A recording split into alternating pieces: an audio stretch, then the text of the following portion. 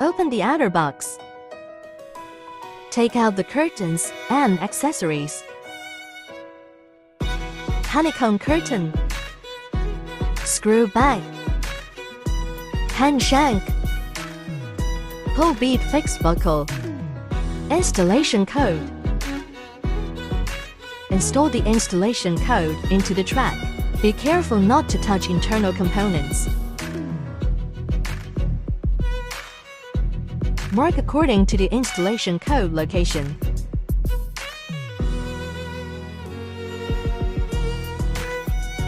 Fix installation code. Fix the honeycomb curtain onto the installation code.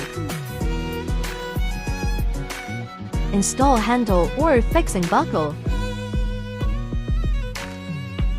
Installation complete.